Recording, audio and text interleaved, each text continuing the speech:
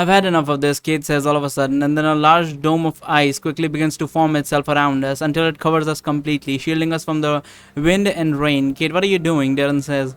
We are taking a break, Kate says. As it stands, we are only getting ourselves tired for no reason. We're barely moving forward with this wind pushing us back. At this rate, half of us will wear ourselves out before we even get into a fight. Even I'm forced to agree with the Ice Mage, Melinda says. Trying to walk through the storm is a complete waste of our time. We're better off just resting for a while and resuming our journey afterwards. So what was the point of casting the Energizer spell? Fucking hell.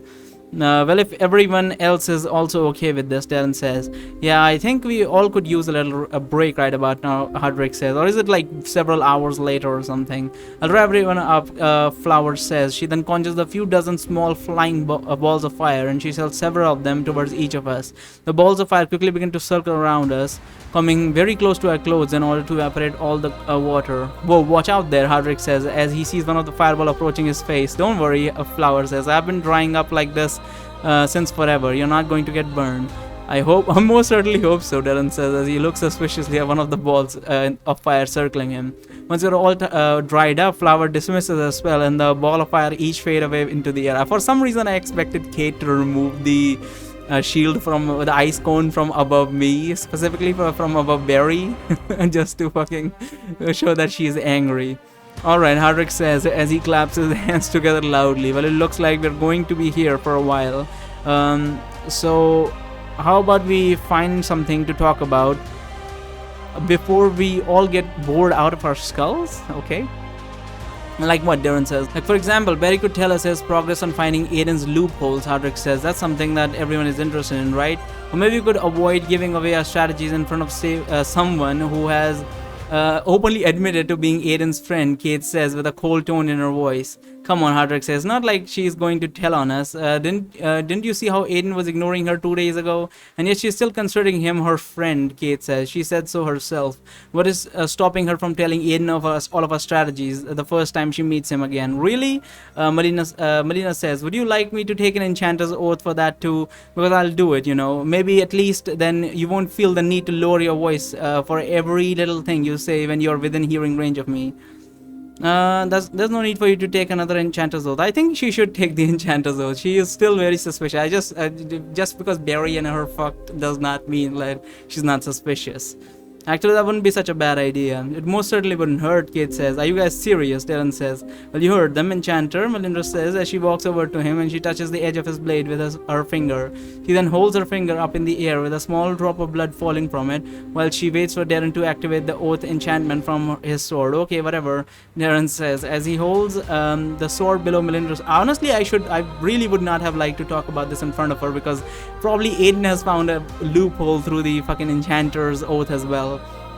Say the oath. Let's get this over with, shall we? Dylan says as his sword begins to shine brightly with a white light.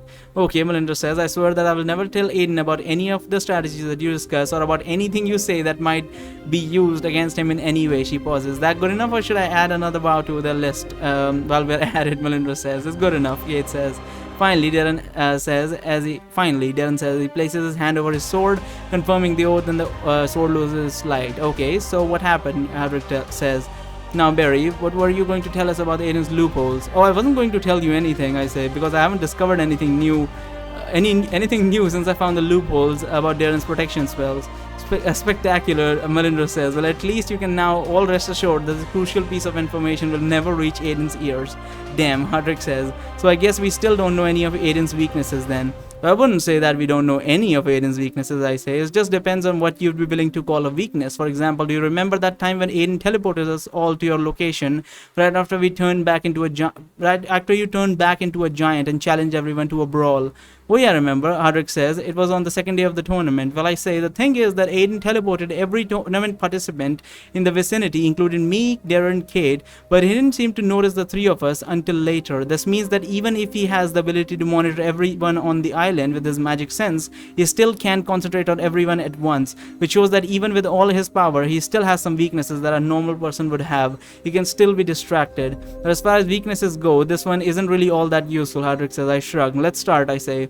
When you're up against an enemy of this caliber, I'd argue that every little bit of information helps. Fair enough, Hardrick says. So what if we tried to uncover stuff about his past instead, or his motivation? Maybe that could help us fight him somehow. Like, for example, maybe we could find out the reason why he's filling the whole continent with these weird invisible spells. Good luck finding that out, Melinda says. I've known him for most of my life. Even I have no idea what he's trying to pull. Maybe he's trying to win back the fox's heart, Haruka says in a mocking tone. Or they had a bit of a falling out of the stunt he pulled in Olmnar. And I don't think they were exactly on the best of terms before that. The relationship has been slowly degrading for a long time, Melinda says. I think it's all started when the cities in Aiden care began to introduce the concept of slavery, and it all went downhill from there. The fox had already blamed Aiden for all the messed up things that ended up happening in his cities. She kept saying that if he would have reined them in and imposed stricter rules on them, it would have gotten to this point. But back then, Aiden had his naive belief that all humans are inherently good, and then as long as they'd be left on their own devices long enough, they would find the right path. And he thought that was kind of naive. He thought that as long as people were given everything they needed without having to work for it, as long as they were given no reason to fight each other, they'd all live like one happy family. Well, we all see how that turned out. So you're telling me that he just gave up? Aiden shouts all of a sudden. Oh no, he didn't just give up, Melinda says. He tried to reason with them for a long time, much longer than your lifespan, and he did manage to lead them back to the right path a few times. But the more his expectation got betrayed, the more he stopped caring. It was when the people he trusted the most betrayed him that he finally lost it. I don't even remember the names. The king and the queens of one of the cities. They seemed like such nice folk too, until it was uncovered that they were secretly running an underground show where people were getting eaten alive by dogs. I remember that after Aiden found out that what they were doing, he organized a whole arena event just to have the king and queen eaten alive by the very dogs that they were using in their own event. It was shortly after this whole episode that Aiden told me that he was finally giving up, and it was also around that time that he began closing his eyes.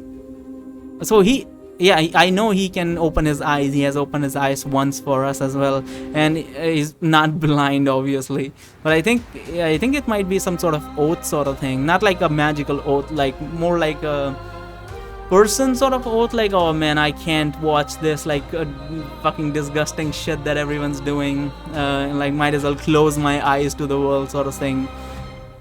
Very interesting considering it's Aiden, but yeah. Was also, So he was just going to let those bastards do what they wanted, Darren says furiously. What about all the innocent people in those cities? They had nothing to do with all the atrocities. He stopped caring about them, Melinda says. He started calling them all sheep, and he said that they deserved everything that was happening to them.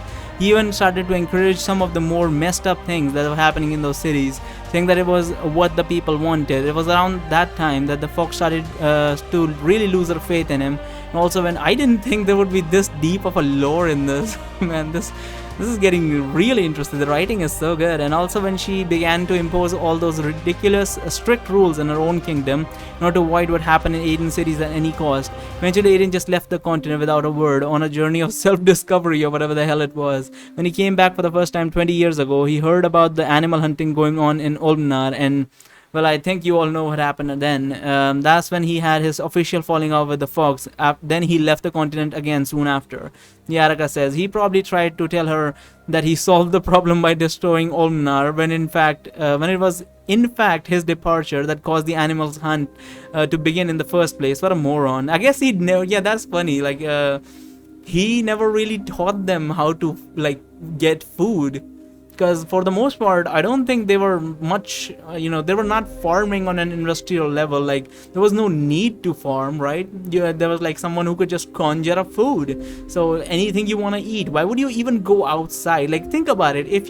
Would you rather go outside the city and go find a fucking banana tree and fucking pull a banana off of that? Or with like, maybe there is a bug in the banana. Sometimes, fruits have bugs in them. They fucking eat through the core and shit like that. Or you could just get someone to summon the perfect apple, perfect banana out of thin air. So they don't really know how to like farm. Some of them might have done it out of curiosity, like maybe small gardens because just wanted to, but that won't feed the whole city. Once then fucking the power to create food just disappears out of nowhere. So obviously they went for the easiest thing rather than farming when they don't know shit about farming. Then they just went for the animals, because that's the best they could do in that situation. Hardrick says, I'm not trying to interrupt or anything, but weren't Aiden and the Fox just two old allies from the Stillwinter? Why was Araka joking about Aiden trying to win her heart back earlier? What does it matter if they had a falling out or not?